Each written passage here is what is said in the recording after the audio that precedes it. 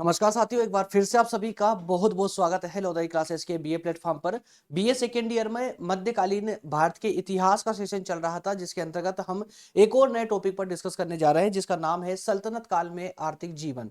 जी हाँ दोस्तों, इस टॉपिक के अंतर्गत हम समझेंगे कि सल्तनत काल में भारत की आर्थिक स्थिति किस प्रकार की थी, और इसी टॉपिक में हम इसके कृषि उद्योग और भारत के जो व्यापारिक व्यवस्था थी उस पर हम डिटेल में चर्चा करेंगे। ये इस सब्जेक्ट का या इस सीरीज का लेक्चर नंबर 31 हो रहा है।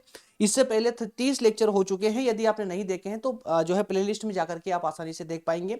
और यही सब्जेक्ट नहीं बल्कि बीए के ऑलमोस्ट सभी सब्जेक्ट जो है इसी चैनल की प्लेलिस्ट में अवेलेबल है, आप चाहे तो जाकर देख सकते हैं।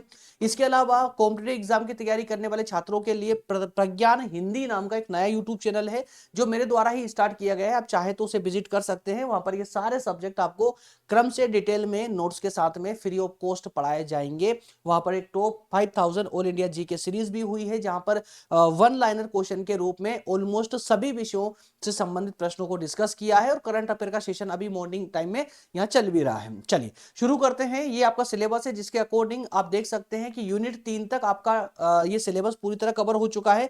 यूनिट 4 का भी पहला टॉपिक कंप्लीट कर चुके हैं। सेकंड टॉपिक पर आज हम डिस्कस करने जा रहे हैं।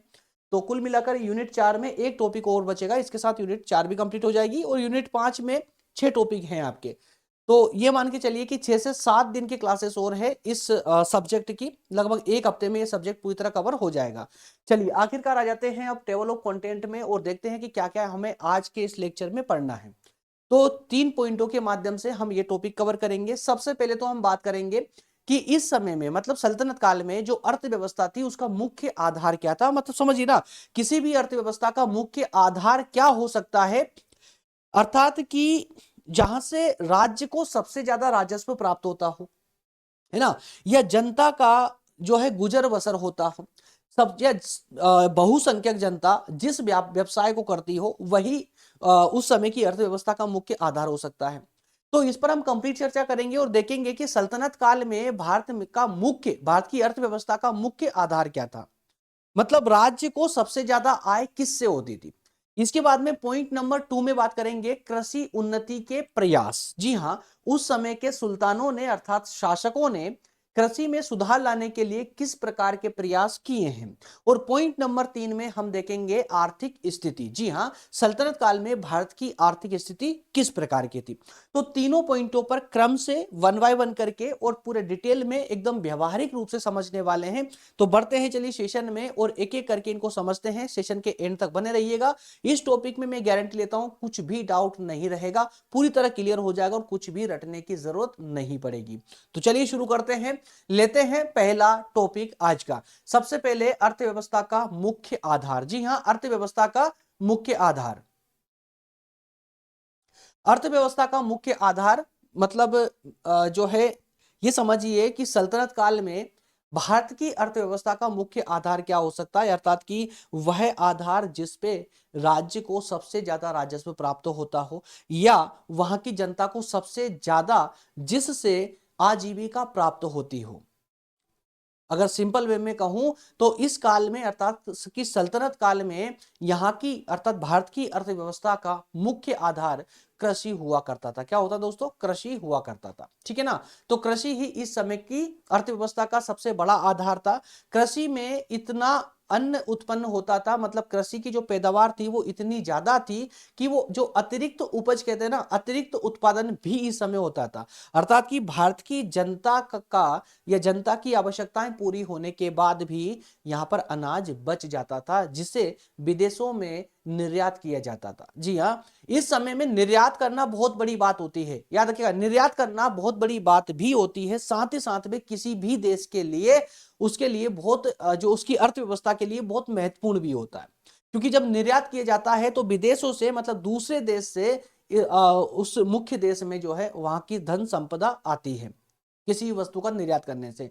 तो हम कह सकते हैं कि सल्तनत काल में कृषि मुख्य आधार हुआ करती थी अर्थव्यवस्था का, क्योंकि कृषि में जो है जो अनाज की पैदावार होती थी वह इतनी ज्यादा होती थी कि भारतीय जनता की आवश्यकताओं की पूर्ति करने के अलावा विदेशों को वह अनाज निर्यात भी किया जाता था।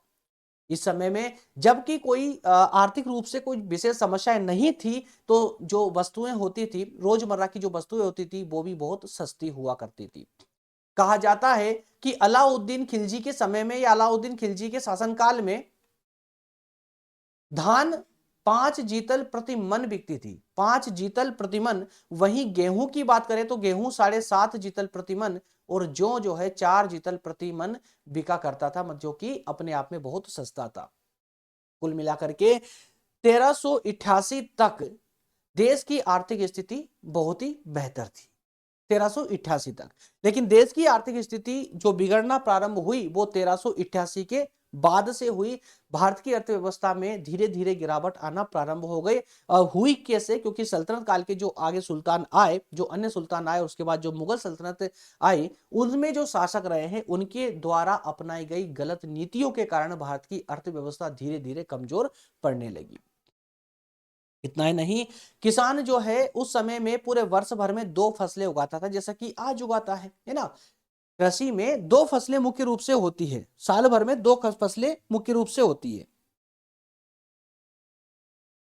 एक रबी की फसल और एक खरीफ की फसल, आप भली भांति जानते हैं। और इन फसलों में दाल गेहूं ज्वार जौ मटर चावल गन्ना अफीम जैसी ये जो है फसलें हैं, ये मुख्य फसलें थी, इनकी पैदावार अधिकतम होती थी। लेकिन अगर सबसे ज्यादा बात करें तो कपास की खेती सबसे ज्यादा हुआ करती थी। वो सिर्फ मध्यकाल में नहीं बल्कि प्राचीन समय में भी कपास की खेती बहुत ज्यादा होती थी। और इसी कारण से तो भारत का जो कपड़ा था वह पूरी दुनिया भर में विख्यात था, प्रचलित था। तो भारत की इस व्यवस्था को देख करके मार्को पोलो ने परिभाषा दी है। मार्को पोलो ने अपने कथन में कहा है कि उस समय कपास के 6 कदम ऊंचे पौधे हुआ करते थे। क्या कहा? 6 कदम। 6 कदम मतलब कि 6 फीट मान लीजिए ना, 6 फीट। तो मार्को पोलो ने कथन कहा है कि उस समय कपास के 6 कदम ऊंचे पौधे हुआ करते थे। देश के विभिन्न भागों में फल भी पैदा किए जाते थे। अंगूर सेब आम नारंगी छुआरा या अंजीर जो है बहुत अधिक मात्रा में हुआ करता था। तो इस मार्को पोलो के इस कथन को देख करके लगता है कि भारत की 1388 से पहले की जो स्थिति थी वह काफी बेहतर थी, है ना। काफी जो है अर्थव्यवस्था में काफी बेहतर रहा है। लेकिन इसके बाद की स्थितियों ने भारत की अर्थव्यवस्था को ये कहें कि इसके बाद के सुल्तानों की जो राजनीतिक नीतियां रही हैं, उनकी जो नीतियां रही, जिन नीतियों को उन्होंने अपनाया है, उन नीतियों ने भारत की अर्थव्यवस्था की रीढ़ तोड़ दी। लेकिन इसी क्रम में अगर आगे बात करें तो हम कह सकते हैं कि जो उस समय के सल्तनत काल के जो सुल्तान थे, इन्हें बाग लगाने का भी बड़ा शौक हुआ करता था, बाग लगाने का। जी हाँ। और इन बागों से राज्य को एक अधिकतम आय का जो है एक बड़ा हिस्सा भी मिलता था। कहा जाता है कि फिरोज तुगलक के समय में दिल्ली के आसपास 1200 बाग लगवाए गए थे, 1200, है ना, बगीचे। अलाउद्दीन ने भूमि की नाप करवाई। इसी प्रकार से अलाउद्दीन खिलजी ने भूमि की नाप करवाई। भूमि की नाप किस लिए? ताकि नाप करके भूमि किसानों को दी जा सके और साथ ही साथ में उपज का भी अंदाजा लगाया जा सके, जिससे कि कर लगाने में आसानी हो कि कितनी भूमि पर कितनी पैदावार होगी, उसके हिसाब से कर लगाना थोड़ा सा आसान हो जाता है। और इतना ही नहीं, मोहम्मद तुगलक ने एक कृषि विभाग की भी स्थापना की थी, कृषि विभाग की भी स्थापना की थी। और इस विभाग का काम क्या था? बंजर भूमि को खेती योग्य बनाना, है ना। तो कह सकते हैं कि सल्तनत काल में भी कई ऐसे शासक हुए हैं जिन्होंने कृषि पे या समाज के सुधार पर ध्यान दिया, क्योंकि कृषि सुधार पर ध्यान देना बहुत जरूरी था, क्योंकि जो मैक्सिमम आय थी या राज्य की आय का एक बड़ा हिस्सा इसी कृषि से जो है इन राजाओं को, इस शासकों को प्राप्त होता था। राज्य की आय का, चूंकि कृषि एक प्रमुख साधन हुआ करती थी, जनता का मुख्य व्यवसाय क्या था? कृषि था, है ना। जनता का मुख्य व्यवसाय कृषि हुआ करता था। लेकिन इसमें ध्यान देने बात योग्य ये है कि कृषि जो बहुसंख्यक जनता थी ना वो किया करती थी, और उस समय बहुसंख्यक जनता थी हिंदू। कौन थे? हिंदू। तो जो कृषक थे वो हिंदू हुआ करते थे। और इसी कारण से, बल्कि सल्तनत काल में जो शासक आए उन्होंने ही कुछ ऐसी दोहरे प्रकार की नीतियों का पालन किया है या अपनी जनता पर दोहरे कर लगाए, विभेदकारी कर लगाए, जिसमें जो भेदभाव किया जा सकता है, ऐसा मान सकते हैं। तो जो गैर मुस्लिम जनता हुआ करती थी उनको अतिरिक्त कर देना पड़ता था या अधिक देना पड़ता था, मुस्लिम से अधिक कर देना पड़ता था, जैसे कि भूमि पर या कहें कि कृषि जो उपज कर हुआ करता था वह गैर मुस्लिम को 50% देना पड़ता था। कितना? 50%। और इतना ही नहीं, इसके अलावा पशु कर अलग से, चारागाह कर अलग से, और इसके अलावा और भी कई सारे कर थे। लेकिन अगर कृषि की बात करें तो कृषि में 50% तो फ्लैट टैक्स जाता था। इसके बाद में पशु कर अलग, कितने पशु आपके पास में है उसका कर आपको अलग से देना होगा। चारागाह कर है ना, उन पशुओं को खिलाने के लिए चारे की आवश्यकता होती तो उनको चारा चराने के लिए है ना, वो कर उसको अलग से देना होता था। तो इस प्रकार से कई विभेदकारी कर इन पर लगाए जाते थे। इससे कृषक किसानों की हालत दिन ब दिन बदतर होना प्रारंभ हो गई, आर्थिक स्थिति गिरना प्रारंभ हो गई। हालांकि सुल्तानों ने, जो सुल्तान आए उन सुल्तानों ने कृषकों और प्रजा की सहायता के लिए उन्हें राहत भी दी है, राहत भी देते थे। लेकिन राजाओं के द्वारा, इन शासकों के द्वारा कृषकों को या जनता को जो राहत दी जाती थी वो एक नाम मात्र की ही राहत होती थी, या फिर कहें कि क्षणिक राहत होती थी कि जिस चीज से वो प्रताड़ित हुए हैं तुरंत उनको उससे सहायता मिल जाए। लेकिन उनकी स्थिति को सुधारने के लिए दीर्घकालीन योजना या दीर्घकालीन सुधार के लिए ऐसा कोई कदम नहीं उठाया उन्होंने। बल्कि जो शासक थे उन शासकों ने गांवों की उन्नति या कृषि में सुधार करने की उपेक्षा की। इससे कृषकों की आर्थिक स्थिति दिन ब दिन गिरती चली गई। तो इस पूरे कथन में हमने क्या देखा? इस पूरे कथन में देखा कि कृषि की जब तक स्थिति मजबूत थी 1388 तक, तब तक तो इस जो है राज्य की आर्थिक स्थिति या भारत की आर्थिक स्थिति बहुत बेहतर बनी रही। लेकिन 1388 के बाद में जो सुल्तान आए, जो शासक आए, उन्होंने कुछ ऐसी नीतियों को अपनाया जिससे किसानों की आर्थिक स्थिति दिन ब दिन बदतर होती चली गई, गिरती चली गई, जिससे देश की ही अर्थव्यवस्था अब गड़बड़ाने लगी थी।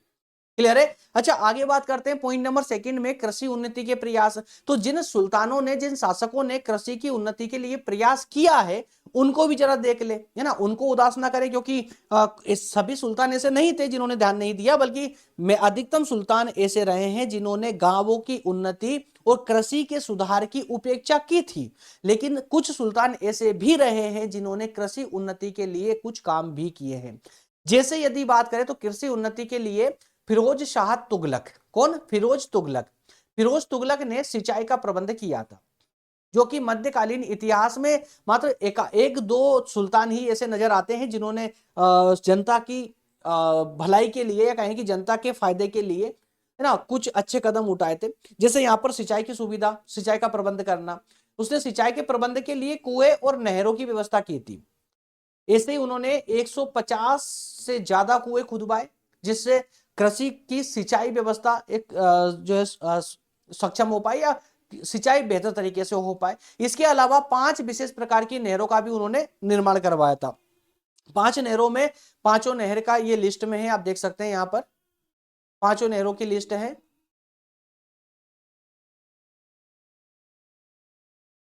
एक सेकेंड।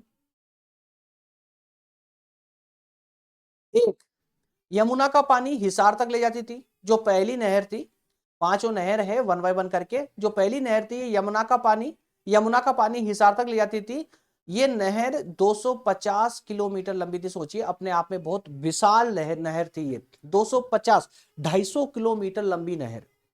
इसके अलावा दूसरी नहर थी सतलज से घग्गर नदी तक।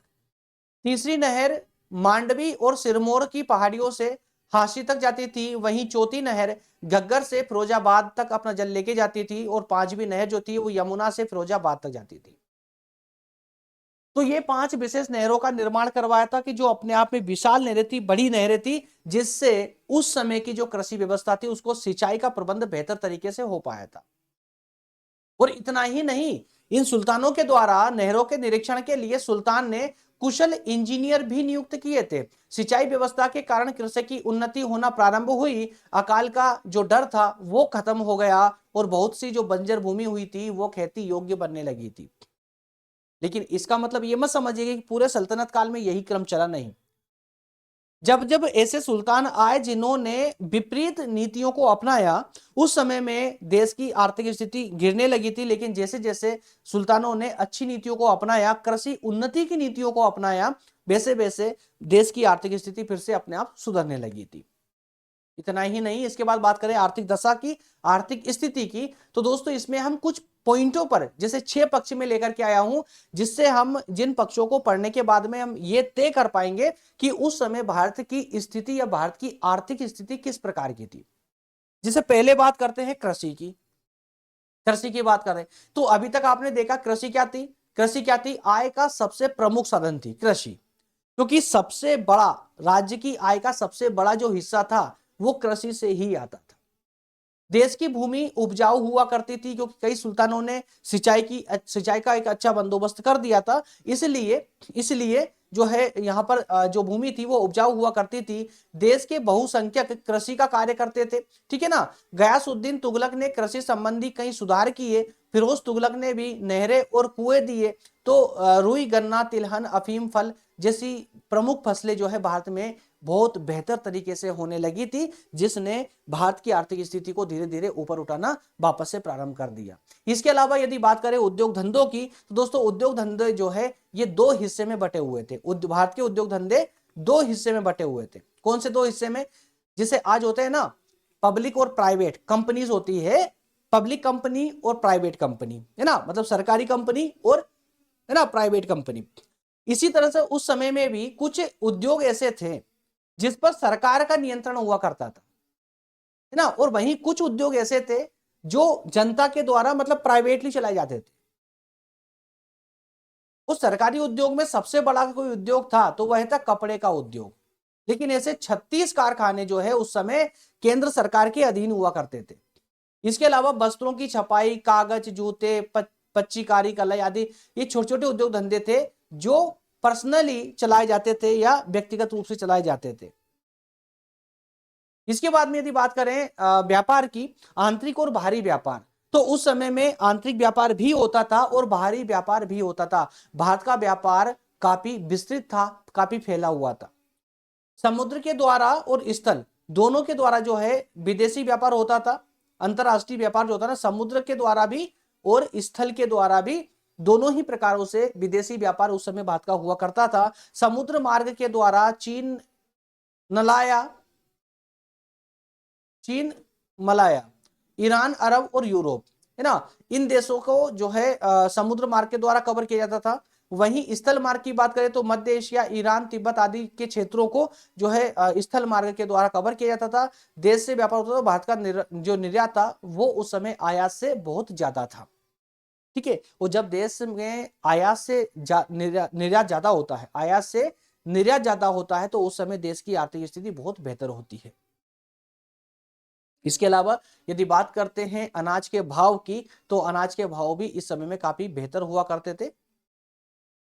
इतिहासकारों ने अपने कथनों में बहुत सी चीजों के भाव के बाजार के भाव भी बताए हैं, जिससे उस युग की आर्थिक दशा की जानकारी हमें मिल जाती है। जैसे इब्न बतूता ने अपने कथन में क्या लिखा कि बंगाल में वस्तुओं की कीमतें जितनी कम थी उतनी संसार के किसी अन्य देश में नहीं थी। 3 लोगों का परिवार, क्या कहा आगे उन्होंने कि 3 लोगों का यदि मतलब एक परिवार में अगर 3 लोग हैं तो मात्र 8 दरहम में 1 साल वो अपना घर चला सकते हैं। उस समय जो सिक्का है ना, सिक्का जो है टका होता था, टका। इसके अलावा दुर्भिक्ष और अकाल की स्थिति कैसी थी, तो दिल्ली सल्तनत के युग में कई बार अकाल भी पड़े। 7.5 जीतल प्रति मन से लेकर 40 जीतल प्रति मन गेहूं का भाव, सोचिए, जो 7.5 जीतल प्रति मन हुआ करता था वो 40 जीतल तक पहुंच गया था। फिरोज तुगलक ने समय समय पर गरीबों की मदद के अभियान भी हालांकि चलाए हैं। इसके अलावा टैक्स की बात करें तो आय का मुख्य साधन भूमि कर हुआ करता था। इसके अलावा मकान कर थे, चारागाह, हिंदुओं पर जजिया कर, मुस्लिमों पर खम्स कर इत्यादि इत्यादि हुआ करते थे। सिकंदर लोदी ने अपने काल में जो है कर यात्रा कर भी लगा दिया था। जिससे दोस्तों यहाँ पर कुछ स्टूडेंट्स को जजिया कर के बारे में थोड़ा सा मैं शॉर्ट में बता दूं आप लोगों को। यहाँ पर जजिया कर मतलब होता था कि जो गैर मुस्लिम जनता थी इस समय में, उनको अपने धर्म को मानने की स्वतंत्रता यदि चाहिए तो उसके लिए, अपने धर्म को मानने के लिए, पूजा पाठ करने के लिए यदि कोई स्वतंत्रता चाहिए तो उसके लिए उसे कर भरना पड़ता था। इसको जजिया कर कहा जाता था। और यात्रा कर, यदि आप तीर्थ स्थानों पर यात्रा करने जाते हैं, दर्शन करने जाते हैं, तो उसका कर आपको यात्रा कर के रूप में अलग से देना पड़ता था। इसके अलावा मुस्लिम जनता पर खम्स लगाया था, खम्स कर लगाया था। खम्स कर होता है कि जो लूट में या आक्रमण किसी पे किसी मुस्लिम जनता ने या मुस्लिम व्यक्ति ने किसी और पर आक्रमण करके संपत्ति लूटी है तो उस संपत्ति में सरकार का भी हिस्सा होगा। इसे खम्स कर कहा जाता था, याद रखिएगा, खम्स कर, ठीक है ना। तो इस प्रकार के करों की व्यवस्था थी जिससे राज्य जो है राज्य की आर्थिक स्थिति तो बहुत बेहतर तरीके से थी, लेकिन भारत की आर्थिक स्थिति धीरे धीरे जो है कमजोर पड़ती जा रही थी। क्लियर है। तो इस प्रकार से तीनों पक्षों पर हमने वन बाय वन करके चर्चा की। उम्मीद करता हूं क्योंकि इजी वे में बात की और इजी एकदम इजी कॉन्सेप्ट पूरा इजी था, इसमें कुछ भी ऐसी उलझन वाली बात नहीं थी, है ना। नेक्स्ट टॉपिक होगा आपका कल वाले सेशन में लेक्चर नंबर 31, माफ कीजिएगा 32 होगा, है ना, लेक्चर नंबर 32। इसमें हम बात करेंगे सल्तनतकालीन प्रशासन व्यवस्था, सल्तनतकालीन प्रशासन व्यवस्था पर। तो सल्तनत काल में प्रशासनिक की जो है कि राज्य के प्रशासन किस प्रकार की व्यवस्था थी या किस प्रकार से प्रशासन संचालित होता था, ये सारी चर्चा हम कल वाले सेशन में करने वाले हैं। आज दोस्तों माफ कीजिएगा थोड़ा सा जो है किसी कारण से बस ये समझ लीजिए कि क्लास को बहुत जल्दी कंप्लीट करना पड़ा, बहुत जल्दी फिनिश करना पड़ रहा है। हाँ, टॉपिक भी इतना लेंदी नहीं था, इतना बोर करने वाला नहीं था कि जो जिसको लंबा खींचना पड़े, लेकिन कुछ ऐसा काम है कि मुझे बहुत जल्दी फ्री होकर के यहाँ से फटाफट निकलना है, इसलिए जल्दी क्लास को मैंने कंप्लीट करने का प्रयास किया और अभी भी मुझे इस क्लास को अपलोड करने में भी समय लगने वाला है, ठीक है ना। तो मिलेंगे कल वाले सेशन में और पूरे एकदम फ्री माइंड से मिलेंगे और अच्छे से आगे डिस्कस करेंगे जो भी नेक्स्ट टॉपिक होंगे आप लोगों के। माफ कीजिएगा आज का टॉपिक मैंने बहुत जल्दबाजी में निपटाया, मैं स्वयं बता रहा हूं क्योंकि जहां मुझे फीलिंग नहीं आती ना स्ट्रॉन्ग वाली, मैं वहां खुद आप लोगों से बोल देता हूं। तो आज का टॉपिक मैंने जैसे तैसे बस जल्दबाजी में, क्योंकि माइंड में कहीं कुछ अभी कुछ अलग फंडा चल रहा है, कहीं मुझे अभी तुरंत निकलना है। तो मिलेंगे अगले सेशन में, कल वाले सेशन में पीडीएफ जो है डिस्क्रिप्शन में डाल दी है, आप रिवीजन लगा लीजिएगा वहां से जाकर के। क्लियर है। Okay friends, thank you so much.